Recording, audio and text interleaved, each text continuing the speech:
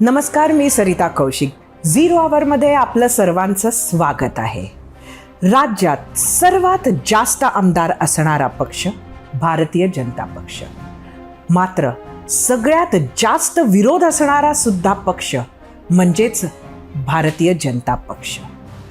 लोकसभेच्या निकालानंतर नक्की काय स्ट्रॅटेजी आखणार भाजपा येणाऱ्या विधानसभा निवडणुकीत? कधी जोडा मारो आंदोलन होत असतं त्यांच्या विरोधात, तर कधी मराठा आंदोलनाच्या तोफेच्या तोंडी असतं भाजपा. नक्की काय आहे भाजपची रणनीती? अजितदादांचा साथ खरंच शेवटपर्यंत लाभेल का? अनेक प्रश्न मनात आहेत आणि ही प्रश्नांची उत्तरं आपण थेट जाणून घेऊया आजच्या झिरो आवरमध्ये भाजपाचे प्रदेश अध्यक्ष चंद्रशेखर बावनकुळे यांच्याकडून. बावनकुळेजी, आपलं स्वागत आहे. कशी सुरू आहे विधानसभेची तयारी? लोकसभेच्या निकालातनं आम्ही काही शिकलो आहे. 3 पक्ष आमच्या विरुद्ध आहे, यांची जाणीव आम्हाला आहे.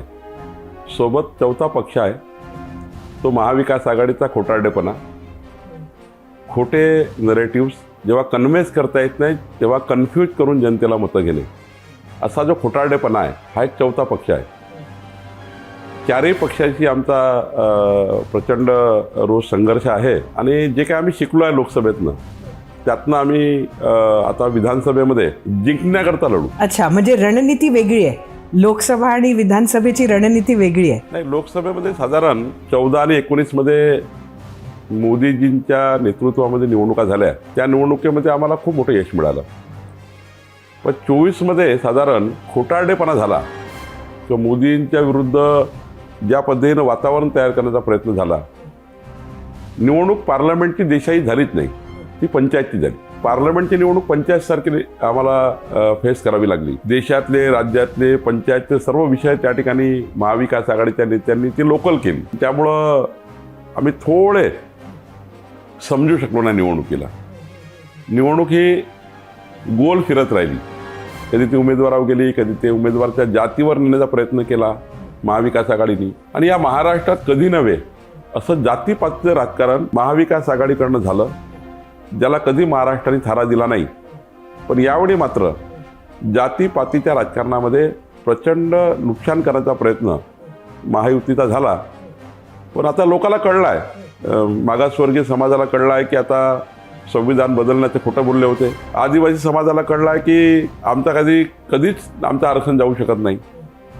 आणि सर्वच समाजाला साधारण सामाजिकदृष्ट्या आता कळलं आहे की महाविकास आघाडी खोटं बोलली, महिलांशी खोटं बोलली. की जर महाविकास आघाडीचा उमेदवार निवडून आला, तर रामटेकमध्ये पंजा निवडून आला तर आम्ही 8,500 रुपये देऊ महिन्याचे, खटाखट देऊ. असे वेगवेगळ्या पद्धतीनं खोटारडेपणा झाला.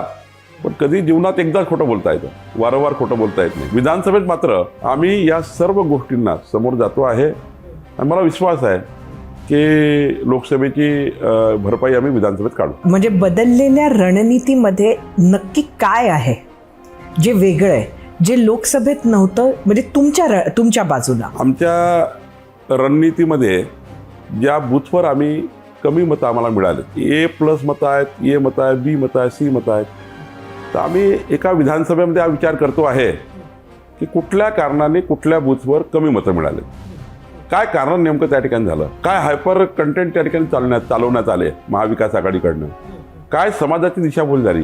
बूथ वाईज आम्ही ॲनालिसिस करतो आहे. त्या पद्धतीनं सुरुवात केली आहे. केंद्र सरकारच्या, राज्य सरकारच्या, डबल इंजिनच्या सरकारच्या योजना कुठं पोहोचली नाही त्यामुळे लोक नाराज झाले. पोहोचली पण ती अपूर्ण पोहोचली त्यामुळे नाराज झाले. किंवा काही गोष्टी अशा आहे की ज्या आता नवीन सरकार, जे आपलं महाराष्ट्र सरकार आहे, त्यांनी जे नवीन निर्णय घेतले ते निर्णय त्या समाजापर्यंत पोहोचवणे. एका विधानसभेत 100 बूथला 51% मतं घेण्याचा प्रयत्न आम्ही करतो आहे. आणि मला वाटतं की आता जनता ही कन्व्हिन्स होत आहे. महाराष्ट्र सरकारने मुख्यमंत्री लेक लाडली बहिणा योजना सुरू केली आहे. त्यातनं काही आमच्या महिला भगिनीमध्ये सरकार चांगलं काम करत आहे याबद्दलचा थोडं मत आहे. त्यामध्ये हेही बहिणींना माहिती आहे की मध्य प्रदेश भाजप सरकार सुरू आहे, मुख्यमंत्री लाडली बहिणा. आसाममध्ये सुरू आहे भाजपचं सरकार, छत्तीसगड भाजप सरकारमध्ये सुरू आहे. पण काँग्रेसने कर्नाटकमध्ये बंद केली, काँग्रेसने तेलंगणामध्ये बंद केली. काँग्रेसने हिमाचल प्रदेशमध्ये बंद केली. काँग्रेसचे सरकार आले की योजना बंद, भाजपचे सरकार आले की योजना सुरू. हे आता प्रत्येक बूथवर आम्ही हे पोहोचवतो आहे. आणि खोटारडेपणा, मुख्यतः खोटारडेपणा हा जो आम्ही जनतेपर्यंत उजागर करणार आहोत. खरं तर भाजपकडे काडरची काहीच कमतरता नाही. म्हणजे सर्वात डिसिप्लिन पक्ष जर कुठला म्हटलं तर तो भाजप मानला जातो. जिथं कार्यकर्ता प्रचंड प्रमाणामध्ये काम करतो तो पक्ष जर म्हटलं तर तोही भाजप आहे. पण कुठेतरी ज्या निवडणुका झाल्या नाही मध्यंतरीच्या काळामध्ये आणि त्यामुळे जी एक काम करणारी नेतृत्वाची फळी असते म्हणजे टॉपपासून खालपर्यंत ती महाराष्ट्रात सगळ्याच पक्षांकडे उरली नाही, पण तुमच्याकडे खास उरली नाही. जी तुमची स्ट्रेंथ होती त्याचा फटका तुम्हाला बस. खरं आहे, राज्यामध्ये जर मी परवा यादी केली 33,329 आमचे पदाधिकारी वेगवेगळ्या पदा होते. पंचायत ते पार्लमेंट, नगराध्यक्ष होते, कोणी नगरसेवक होते, कोणी जिल्हा परिषदेमध्ये होते, कोणी सरपंच होते. आता ते सर्व माजी आहेत, कारण त्यांना निवडणुकीला समोर जाताच आलं नाही आणि हे सर्व प्रभावी आहेत. एवढी मोठी फळी ही या लोकप्रतिनिधी पदावरनं दूर आहे निवडणुका झाल्यामुळं.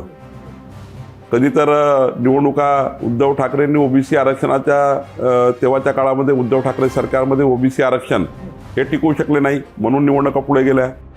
मग ओबीसी आरक्षणाकरता आणि ज्या केसेस सुप्रीम कोर्टमध्ये गेल्या त्यावर मागच्या सरकारच्या काळामध्ये झाल्या. मग प्रभाग कसे असावे, म्हणजे देवेंद्र फडणवीस सरकारने जे प्रभाग रचना केली होती ती प्रभाग रचना चूक आहे. त्यावर मग यांनी दुरुस्त केली महाविकास आघाडीनी आणि प्रभाग रचनेमध्ये आपल्या मतानीच 2011ची जनसंख्या वाढवून नवीन प्रभाग केले उद्धव ठाकरे सरकारने. सुप्रीम कोर्टात केस गेली, सुप्रीम कोर्टमध्ये केस पेंडिंग आहे म्हणून निवडणुका लांबणीवर गेल्या. पण याचा फटका मात्र भारतीय जनता पक्षाला मोठा आहे.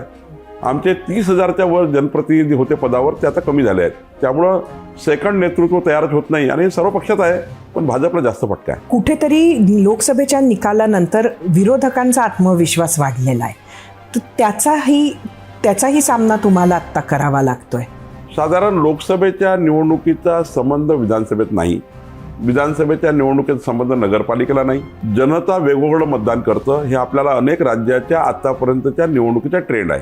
आता मागच्या वेळी महाराष्ट्रात इतक्या लोकसभा निवडून आल्या, 43+ लोकसभा जर आपण विचार केला तर 240च्या वर विधानसभा निवडून यायला पाहिजे. बरोबर, पण त्या कमी आल्यात. मला वाटतं विधानसभेच्या निवडणुकीला राज्य सरकारच्या विषय, तिथले लोकप्रतिनिधी, तिथले विधानसभा सदस्य, कॅन्डिडेटचा अप्रोच, या सर्व गोष्टीचा विचार होतो. विधानसभेचा हा निवडणूक लोकसभेचा काही संबंध नसतो. कॉन्फिडन्स वाढणारच आहे कारण त्यांनी जिंकलाय, पण आमचा कॉन्फिडन्स कमी नाही आहे. आम्ही आपल्या 12 सीटच्या निवडणुकीमध्ये कमी झाल्या भाजपाच्या, म्हणजे आम्ही 21 असतो. पण जर 3 मतं बूथवर आम्हाला धुळ्यात मिळाले असते, एका बूथवर 3 मतं पुन्हा आम्ही घेतले असते तर आम्ही धुळे जिंकली असती. पंकजाताई 4 मतांनी हरल्या, एका बूथवर 6,000 मतांनी हरल्या. म्हणजे भारतीय जनता पार्टी ही 50,000 मताच्या कमी अंतराने 12 सीट हरलेली आहे. 2,000, 4,000, 6,000 तुम्ही बस बघितलं असाल. ॲडव्होकेट उज्ज्वल निकमजी हे 16,000 मतांनी गेले, म्हणजे एका बूथवर 4 मतं पाहिजे होते. तर भाजपाचे मतदान कमी झालं नाही आहे, भाजपाचे मतही कमी झाले नाही आहे. पण मतं जरी आम्हाला बरोबरीचे मिळाले असतील, तेवढेच मिळाले असतील तरी सीट कमी झाल्या आहे. आणि जेव्हा सीट कमी होतात तेव्हा राजकारणामध्ये तुम्हाला कॉन्फिडन्स वाढणारच आहे. पण आमचा कॉन्फिडन्स कमी नाही आहे. आम्ही या ठिकाणी चांगल्या पद्धतीने लढण्याचा प्रयत्न करतो. आमची संघटना प्रचंड मजबूत आहे, नेतृत्व त्या ठिकाणी खंबीर आहे. आमचे दोन्ही निवडणूक जे इंचार्ज आहे, भूपेंद्र यादवजी, अश्विनी वैष्णवजी आणि आम्ही संपूर्ण टीम आणि महायुतीची टीम, अजितदादा, एकनाथ शिंदे, या सर्वांची टीम जिंकल ती जागा त्यांना द्यायची या आधारावर काम करणार आहोत. हे सगळे म्हणतात, महायुती पण म्हणते, महाविकास आघाडी पण म्हणते की मेरिट हाच महत्वाचा प्रश्न, पण तसं होत नाही असं आपण बघतो. नाही, यावेळी महायुती हा निर्णय करेल. यावेळी एखादं पाऊल भाजपाला मागे यायचं असेल तर भाजपा येईल, एखादं पाऊल एकनाथ शिंदेजी मागे घेतील, एखादं पाऊल अजितदादा मागे घेतील. पण शेवटी सरकार कशाकरता स्थापन करायचं आहे की 2029 पर्यंत मोदीजी आहेत. जर चुकीचं मत गेलं महाराष्ट्रामध्ये महाविकास आघाडीला, 5 वर्ष मोदीजींच्या संपूर्ण योजनेला हे महाविकास आघाडी ब्रेक लावल्याशिवाय राहणार नाही आणि उलट मोदीजींना बदनाम करतील. म्हणजे योजना घेणार नाही, जसं उद्धव ठाकरे मुख्यमंत्री असताना 15 योजना बंद केल्या. मी नावं घेऊन सांगतो आपल्याला. उद्धव ठाकरेंनी 15 योजना बंद केल्या मोदी सरकारच्या. प्रधानमंत्री आवास योजना बंद केली, साऱ्या योजना बंद केल्या. सारे ज्या ठिकाणी कंप्लिशन सर्टिफिकेट पाठवायचे होते केंद्र सरकारला आणि फंड्स घ्यायचे होते, कधी उद्धव ठाकरेंनी दिल्ली सरकारची कधी सपोर्ट घेतला नाही. त्याला युगो आला की मला दिल्ली सरकारचा सपोर्ट नको, मी चालवून घेईन. पर्यायाने काय झालं, महाराष्ट्रामध्ये 15 योजना बंद पडल्या, जवळपास 3 कोटी लोकांचं नुकसान झालं. आता जर महाविकास आघाडीचं चुकीचं सरकार आलं, 2029 पर्यंत मोदी सरकारचा कुठलाही योजना, डेव्हलपमेंट, इन्फ्रास्ट्रक्चर हे सरकार घेणार नाही. आणि त्यामुळं महाराष्ट्राच्या विकासाकरता महायुतीचं सरकार, डबल इंजिन सरकार पाहिजे आहे, हे आम्ही महाराष्ट्राच्या 14 कोटी जनतेला समजून सांगू. मोदी सरकारचा पूर्ण सपोर्ट, आता सरकारचा बनला आहे केंद्रामध्ये, त्या सरकारचा सपोर्ट आम्ही घेऊ. पण महाविकास आघाडी मात्र पुन्हा बदमाशी केल्याशिवाय राहणार नाही. आपण हे म्हणत आहात की कोणीतरी एक पाऊल मागे घेईल, पण एकनाथ शिंदे हे स्वतः आणि त्यांचे आमदार यांची नाराजी उघड झाली होती की त्यांना जेव्हा जेव्हा एक पाऊल मागे घ्यायला सांगितलं की उमेदवार इथे योग्य नाही किंवा उमेदवार बदलायला सांगितलं, तर तो निर्णय चुकला असं त्यांना नंतर वाटलं. तर आता त्याच्यावर काही सेटलमेंट झालंय का? म्हणजे त्या भावना अजून तशाच आहेत, काय आहे? आमच्या ज्या काही आता पण चर्चा झाल्या आहेत त्या याच्यावरच झाल्या आहे, मेरिटवर. तुमचे कुठले निवडून येऊ शकतात, आमचे कुठले येऊ शकतात, हेच मेरिट सुरू आहे. आणि मला वाटतं हेच मेरिट असलं पाहिजे महायुतीचं. नुसत्या आकड्यावर जर जाता, त्यानंतर त्याचा सक्सेस रेट काय राहील याच्यावर गेलं पाहिजे. खूप जागा घेऊन ठेवल्या, जिंकता आल्या नाही तर अर्थ काय. त्यामुळं ज्यांच्याकडे जिथे जिथे योग्य कॅन्डिडेट आहे, जो सीट भरू शकतं, आम्ही महायुती संपूर्ण निवडणूक वर आणू, तर शेवटी उमेदवाराला वरची सीट टाकावीच लागतं स्वतःच्या कर्तृत्वाची. ती जर नसेल तर मग जिंकू नाही शकत. पण उमेदवार बदलावे लागणार आहेत हे लक्षात आलंय का महायुतीला? अनेक ठिकाणी आमचे सर्वेक्षण झाले आहे. काही उमेदवार जे आमचे आमदार, त्यांना 1-2 महिन्यामध्ये मोठ्या प्रमाणात त्यांनी इम्प्रूव्हमेंट केला आहे. थोडी अँटी इन्कम्बन्सी प्रत्येकाची असतं, माझी असतं, प्रत्येकाची असतं. ती जर योग्य वेळी दूर केली आणि योग्य ठिकाणी दूर केली, जसं मी 15 वर्ष विधानसभेमध्ये होतो, यावर्षी नाही आहे, पण मला कळायचं की कोराडी जिल्हा परिषदमध्ये या मुद्द्यावर नाराजी आहे. आम्ही आमचा 6 महिन्यापर्यंत रिपोर्ट कार्ड तयार करून घ्यायचो आणि ते त्या ठिकाणी ते पॅचअप करत न्यायचो आणि मग ते पॅचअप झालं की निवडणूक सहज जिंकायचो. तर साधारण आमदारांनी सुद्धा आता तसं त्यांचा एरिया डिटेक्ट केला आहे. तुम्ही आमदारांना कळवलेलं आहे? नाही, कळवलं नाही, त्यांनी त्याचा दखल घेतली आहे आणि त्यांनी त्यांच्या एरियामध्ये अशी कारणं दाखवा नोटीस तुम्ही किती आमदारांना पाठवली आहे? नोटीस पाठवायची गरज नाही. आमच्या आमदारांनी स्वतःचं रिपोर्ट कार्ड तयार करून घेतले आहे, त्यामुळे ते व्यवस्थित करतात. पण असंच रिपोर्ट कार्ड शिंदे आणि दादांच्याही आमदारांचं झालंय? त्यांनी त्यांचं केलं असेल, मला माहिती नाही आहे. अच्छा, मग तुम्ही 10 तारखेपर्यंत जागा वाटप होणार असं म्हटलं होतं, ते खरंच होणार आहे का? फॉर्म्युला पक्क होणार? मला वाटतं होईल, कारण प्रायमरी चर्चा जी सुरुवात झाली आहे ती ज्या मूळनी झाली आहे की जिंकण्याकरता लढायचं आहे, हा मूळ आहे. त्यामुळे आग्रह फार नाही आहे. जेव्हा मूळ असतं तेव्हा आग्रह नसतो फार. आणि स्वतःची सर्वांची ताकद सर्वांना माहिती आहे. आज भारतीय जनता पार्टीची संघटना ही 35-36% मतदान घेऊ शकते महाराष्ट्रात, ही आहे. 28% ते 36% मतं आम्ही घेऊ शकतो आणि घेतले आम्ही मतं अनेक वेळा. अनेक मतदारसंघ आम्ही 51% मताच्या वर जिंकतो आहे. त्यामुळं एकनाथ शिंदेजींचे मतं, अजितदादाचे मतं आम्हाला आणि आमचे मत त्यांना, असं करून जे काही जिंकू त्यात पुढे जाऊ. कुठलाही पक्ष, म्हणजे नुसतं भाजपच नाही, पण आम्ही तुमच्याशी बोलतोय म्हणून भाजप म्हणते मी, कुठलाही पक्ष हा दुसरा पक्ष मोठा करायला नसतो. त्यामुळे भाजप काही एकनाथ शिंदे किंवा अजितदादांचे पक्ष मोठं करायला मैदानात नाही. त्यांची मदत ही स्वतः सत्तेत येण्यासाठी आहे. आता अशा वेळेला मुख्यमंत्री कोण? म्हणजे ज्या परिस्थितीमध्ये शिंदे मुख्यमंत्री झाले ती परिस्थिती अगदी वेगळी होती, पण आता मुख्यमंत्री कोण हा खरं तर जनतेच्या मनातला एक कुतूहलाचा विषय, इंटरेस्टचा विषय, आणि त्यावर सुद्धा मतदान ठरू शकतं. हे खरं आहे की महाराष्ट्राला फेस देऊनच निवडणुका केल्या पाहिजे, पण जेव्हा महायुती किंवा महाविकास आघाडी सारखे पक्ष एकत्र येतात तेव्हा फार काही त्यावेळी फेसचं कोणी याचा विचार करत नाही. मला वाटतं महाविकास आघाडी करते की माहीत नाही, पण महायुतीमध्ये उद्धव ठाकरे तर दर सभेला म्हणतात की मुख्यमंत्री पदाचा चेहरा द्या. ते तर लाचारासारखे बोलतात आहे. ते तर राहुल गांधीकडे जाऊन आले, 2 दिवस राहून आले की मुख्यमंत्री पद मला जाहीर करा. पवार साहेबांकडे ते रोज खेटा मारतात आहे की मला मुख्यमंत्री जाहीर करा. त्यांचे 2-3 प्रवक्ते बोललेही की विना चेहऱ्या निवडणूक होऊ शकत नाही, उद्धव ठाकरेसारखाच चेहरा पाहिजे तेव्हाच मुख्यमंत्री होऊ शकतं असं वगैरे. पण काँग्रेसने आणि राष्ट्रवादीने त्यांना दाद दिली नाही. त्यांच्या सर्व पद त्यांनीच संपवून टाकल्या. काल तर मला वाईट वाटलं की उद्धव ठाकरेंना एकनाथ शिंदेंना जोडा मारण्याकरता हातात जोडा घ्यावा लागतो. कार्यकर्ते करू शकले असते, पण त्यांनी स्वतः जोडा घेऊन एकनाथ शिंदेला त्या बॅनरला असं त्या ठिकाणी इतकी खाली पद उद्धव ठाकरेची कधी गेली नव्हती. मातोश्रीच्या आतमध्ये राहून उद्धव ठाकरे सरकार चालवायचे. मी अनेक वेळा बघितलं, देवेंद्रजी मुख्यमंत्री असताना तिथनं आदेश यायचा आणि काम व्हायचं. आता तर त्यांना इथपर्यंत गेलं की एकनाथ शिंदेच्या बॅनरला जोडे मारावं लागतं. त्यांची पद फारच खाली गेलेली आहे. ते मुख्यमंत्री कधीच होऊ शकत नाही. ते मुख्यमंत्री कधी उद्धव ठाकरे महाराष्ट्रात कधीच मुख्यमंत्री होऊ शकत नाही. इतकी पद त्यांनी महाविकास आघाडीत खाली घालवली, महाराष्ट्र जनतेच्या मनाची खाली घालवली आहे. राहिला प्रश्न महायुतीचा. महायुतीचे मुख्यमंत्री एकनाथ शिंदे आहेत. सरकार 26 नोव्हेंबरपर्यंत आहे, तोपर्यंत ते मुख्यमंत्री आहेत. आणि राज्यामध्ये 3 नेते काम करतात आहेत, देवेंद्रजी, एकनाथजी आणि अजितदादा. दोघांच्या मनात काही असं नाही की मला मुख्यमंत्री करा, मला मुख्यमंत्री करा. आमची कुठेच कॉम्पिटिशन नाही आहे. आमचा एकच विचार आहे की महायुती आणि NDA 2 सरकार महाराष्ट्राचं व्हिजनरी डेव्हलपमेंट कसं करेल याकरता आमचं लक्ष आहे.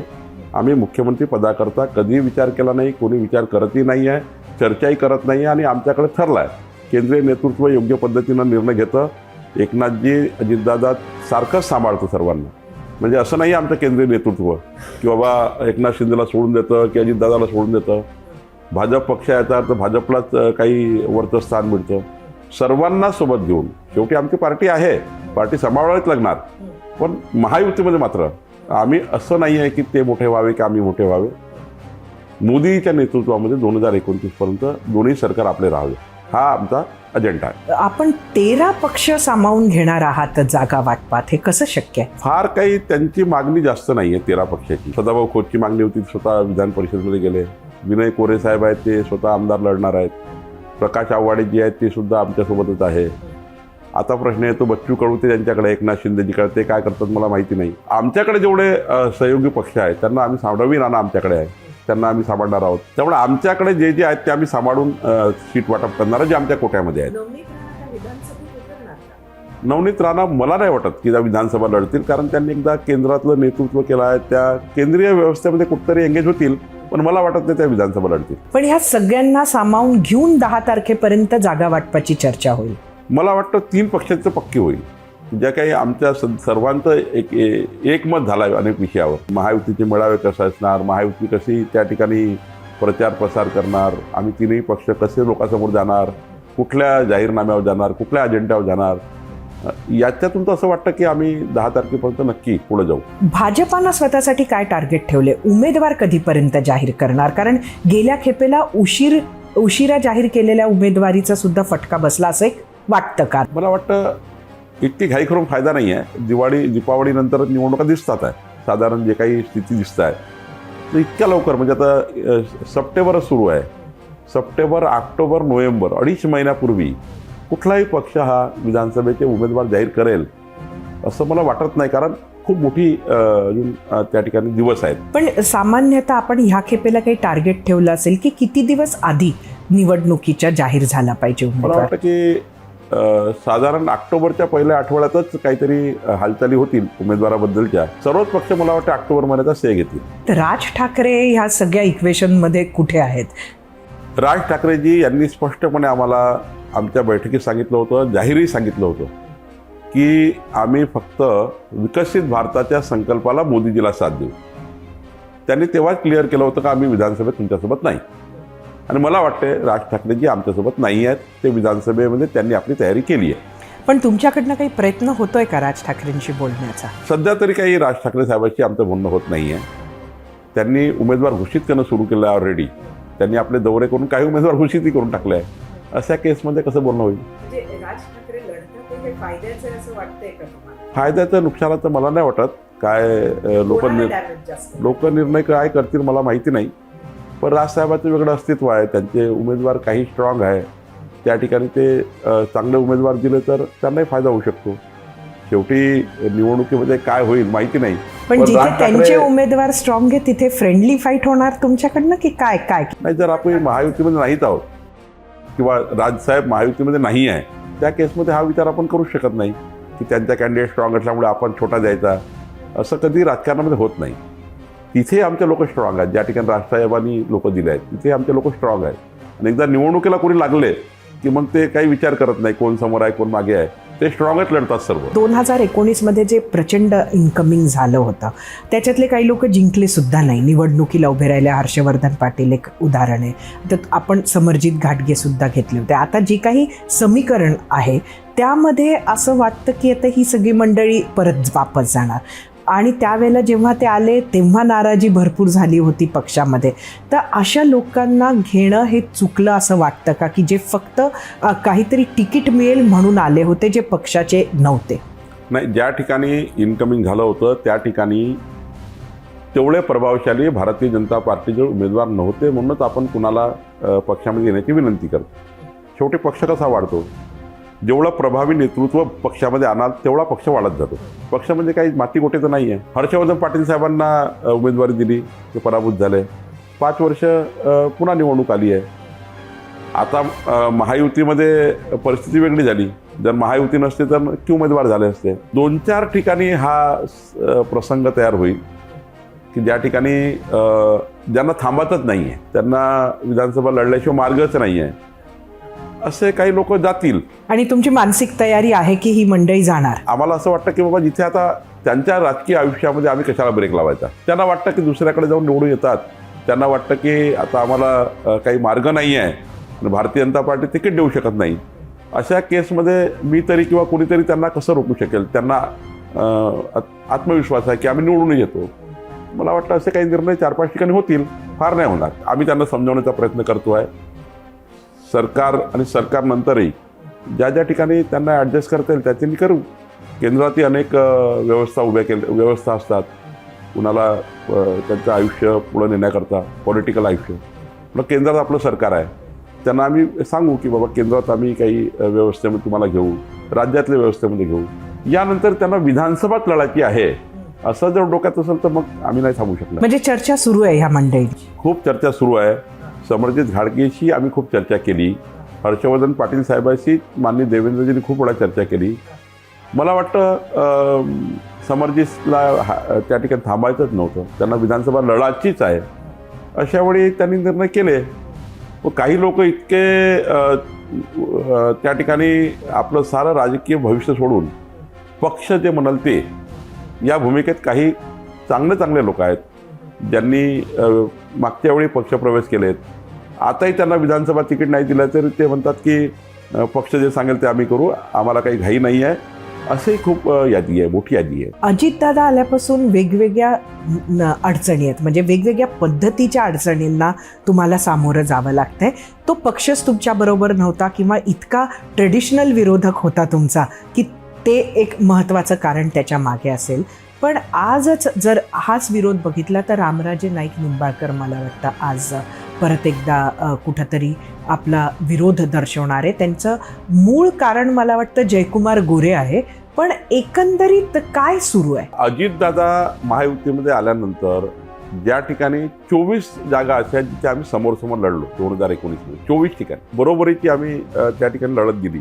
200 मतांनी, 500 मतांनी, 1000 मतांनी, 2000 मतांनी राष्ट्रवादी समोर आम्ही पराभूत झालो. भाजपकडे 24 फेस असे आहेत की जे अजितदादाच्या उमेदवारांना प्रचंड ताकदीने फाईट देऊ शकतात. आता या 24 लोकांना असं वाटतं की आम्ही कसं आता आमचं आयुष्य राहील, त्यामुळे थोडी अस्वस्थता आहे.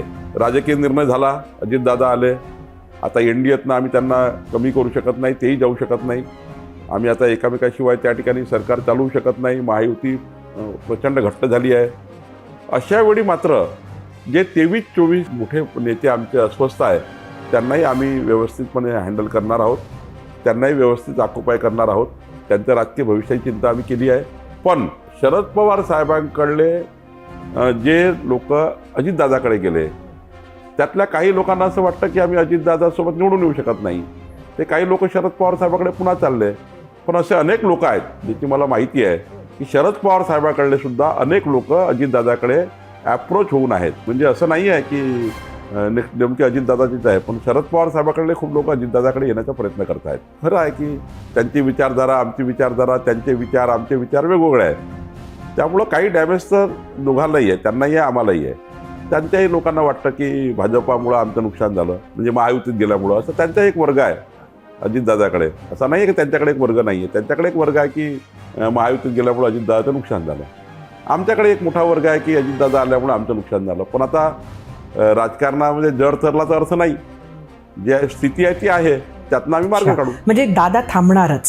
100% थांबणार. दादा हे आता एका विचाराने आले आहेत आणि आता दादा मला वाटत नाही ते शब्दाला फार पक्के आहेत, कणखर आहेत. जो निर्णय त्यांनी घेतला आहे, मला नाही वाटत अजितदादा आता कुठे त्यांचं काय राजकीय फायदा नुकसान हे कधी बघणार नाही.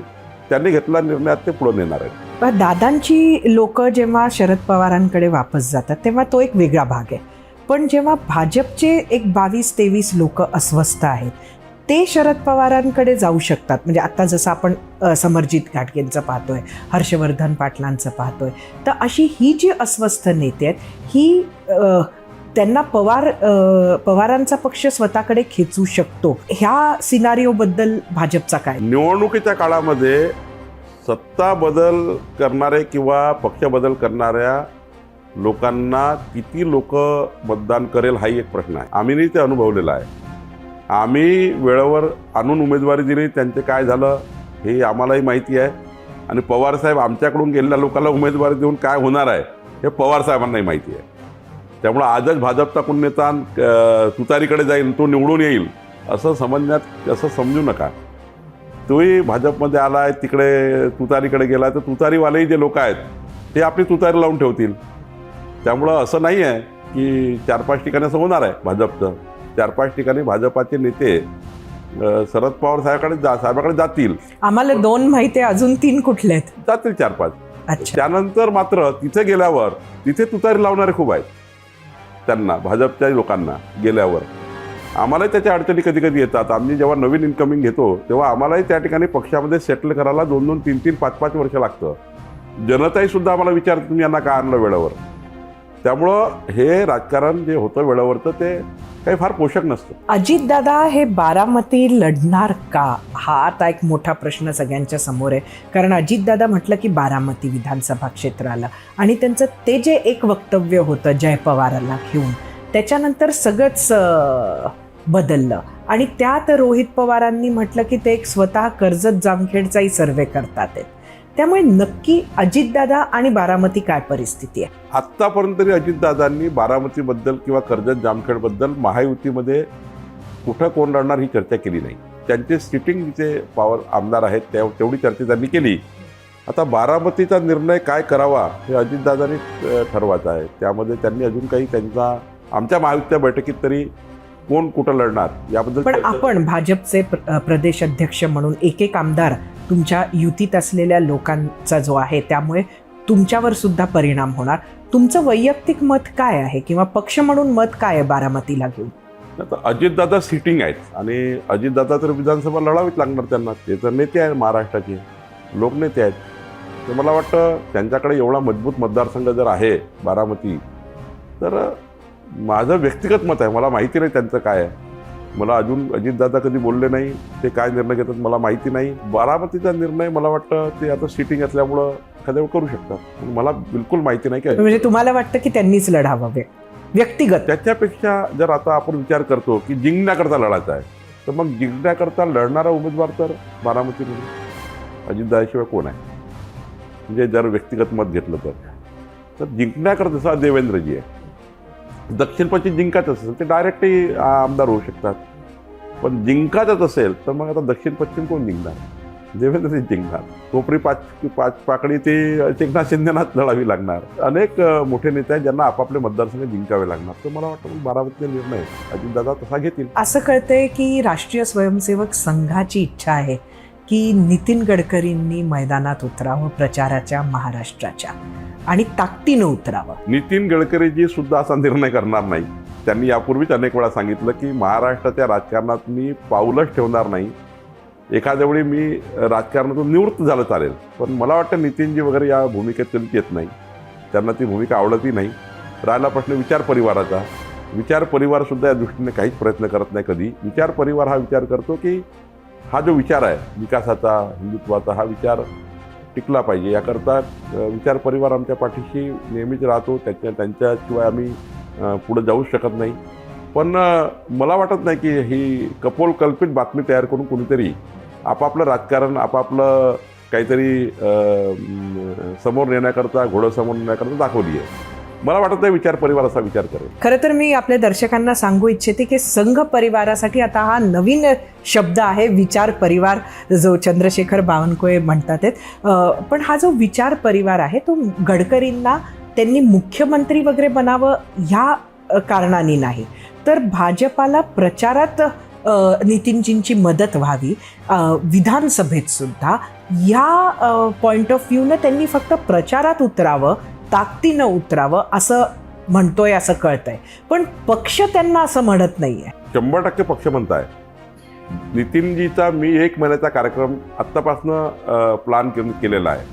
नितीनजींनी मला शब्द दिला आहे की 1 महिना पूर्ण वेळ मी महाराष्ट्राकरता 100% जिथं सांगाल तिथं जाईल. त्यामुळं नितीनजीचा निवडणुकीचा प्लॅन तयार आहे. नितीनजी पूर्ण वेळ प्रचारात राहणार आहे. कोणीही संभ्रम करायची गरज नाही. विचार परिवाराला घेऊन ना सुद्धा अनेक प्रश्न होते की लोकसभेमध्ये पाहिजे त्या ताकदीनं विचार परिवार उतरला नाही मैदानात. मात्र आता महाराष्ट्राची निवडणूक बऱ्यापैकी त्यांनी हाती घेतलंय असं समजायचं का? विचार परिवारांनी यापूर्वी लोकसभात आणि यापूर्वीच्या सर्व निवडणुकीत मला जेव्हापासून समजतं राजकारण, तेव्हापासून विचार परिवार हा एका विचाराशी जुळून नेहमीच भारतीय जनता पक्षाला सत्तेमध्ये समाजाच्या शेवटच्या व्यक्तीच्या कल्याणाकरता आणण्याकरता मदत करतं. आणि कधीच कुठल्याच निवडणुकीत असं नाही आहे की विचार परिवारांनी आम्हाला मदत केली नाही आहे.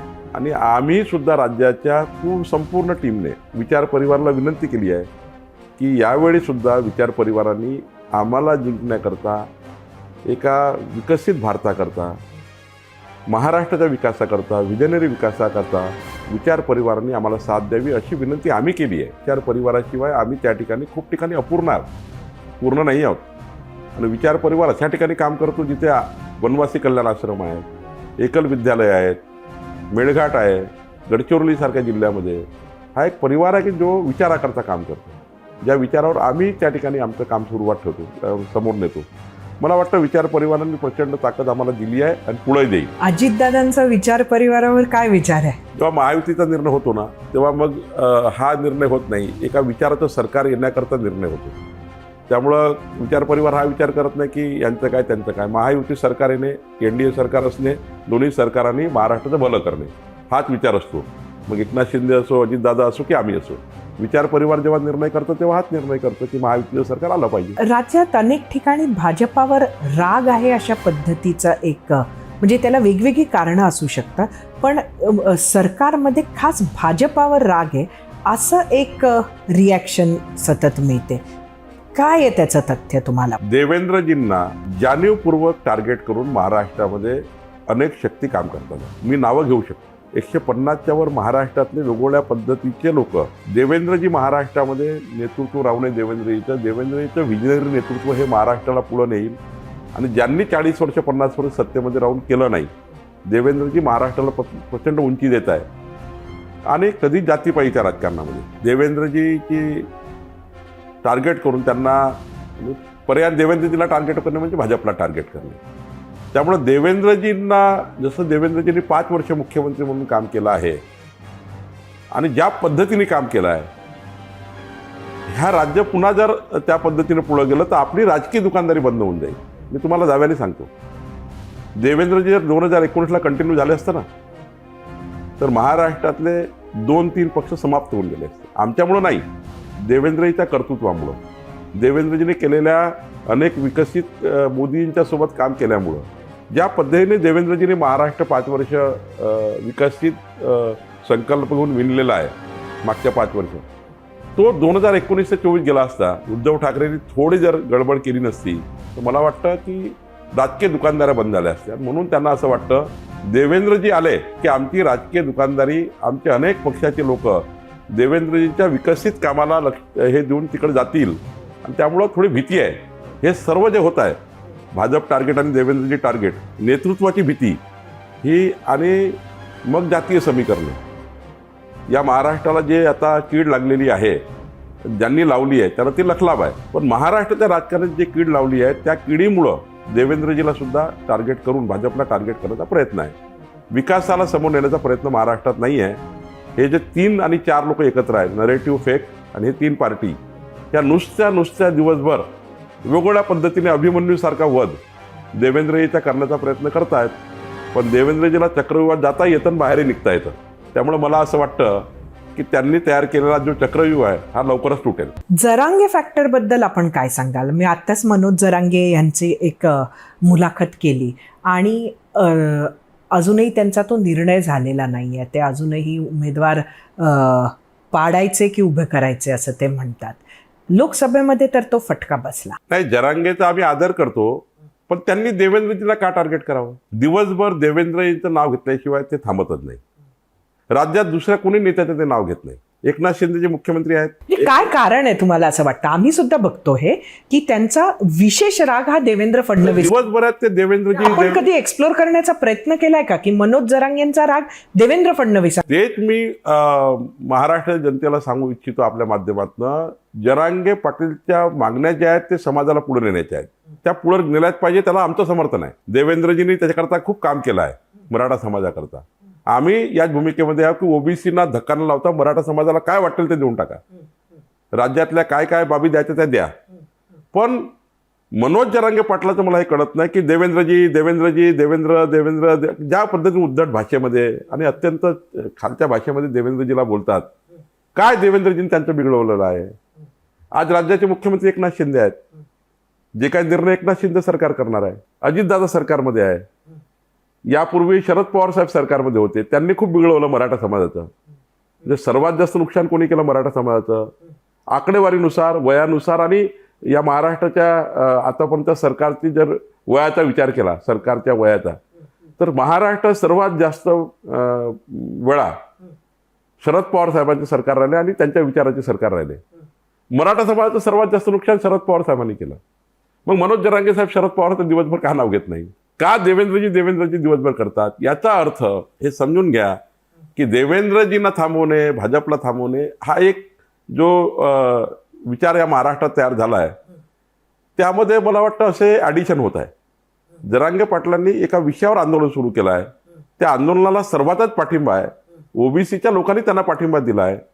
त्यांच्या आंदोलनामध्ये जर बघितलं, जे 100 लोक राहतात त्या 60 लोक हे ओबीसी समाजाचे मराठा समाजाला प्रमाणपत्र मिळालेले लोक राहतात. म्हणजे जरांगे पाटलाच्या आंदोलनाचा विचार केला तर 100 नावं समजा असतील, त्यातले 60 नावं ऑलरेडी ओबीसी प्रमाणपत्र मिळाले आहेत. पण तरी दिवसभर देवेंद्रजी करतात. मला वाटतं त्यांचा जो अजेंडा आहे तो राजकीय नव्हता. जरांगे पाटलाचा अजेंडा राजकीय नव्हता. सुरुवात झाली तेव्हा तो सामाजिक होता. मग तो राजकीय होत पुढे गेला. आता याला पाडू, त्याला हरू हा अजेंडाच नव्हता जरांगे पाटील साहेबाचा. त्यांच्या मागे जन्मत उभं झालं, मराठा समाज उभा झाला, तो एका विषयावर उभा झाला, मराठा समाजाला न्याय भेटला पाहिजे. तो याच्याकरता झाला नाही की याला पाडणार आहे, त्याला पाडणार आहे, गिरीश महाजनला पाडतो, याला पाडतो, त्याला पाडतो, देवेंद्रजीला पाडतो. हा अजेंडाच नव्हता जरांगे पाटलाचा. तो कुठं आला मला माहिती नाहीये. एक अजून नाव आपल्या नेत्यांमध्ये मोठं होतं ते म्हणजे एकनाथ खडसे. आज त्यांचा वाढदिवसही आहे.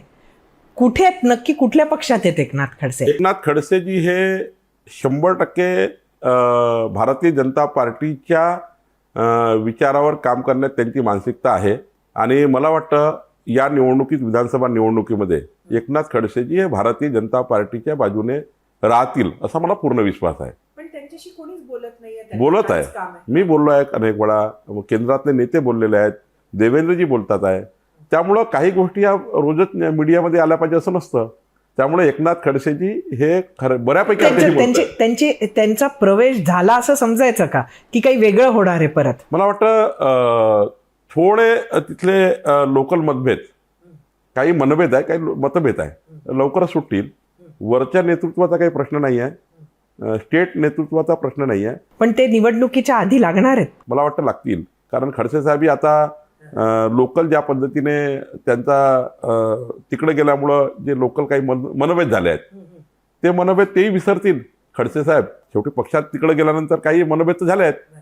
तर मनभेद दूर करून खडसे साहेब आणि आमची टीम एकत्र बसण्याचा प्रयत्न करू. त्यांच्या वाढदिवसाच्या एका कुठल्या तरी बॅनरवर शरद पवारांचा परत फोटो आहे असं सांगितलं सर. कार्यकर्ते लावतात फोटो.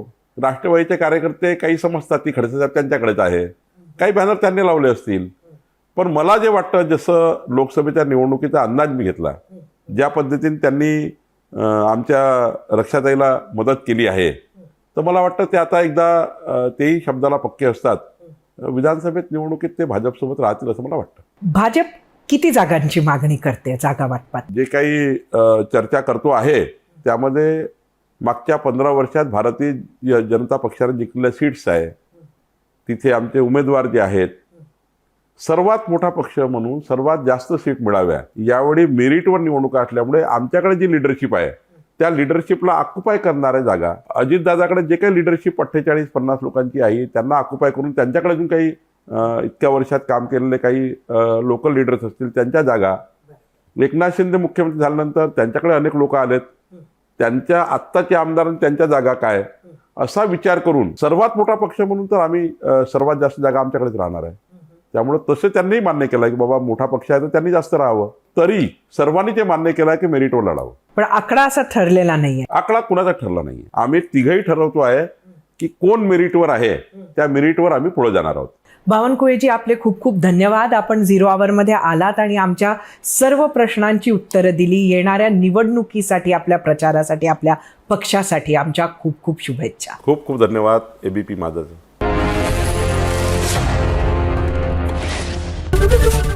एबीपी माझा, उघडा डोळे बघा नीट.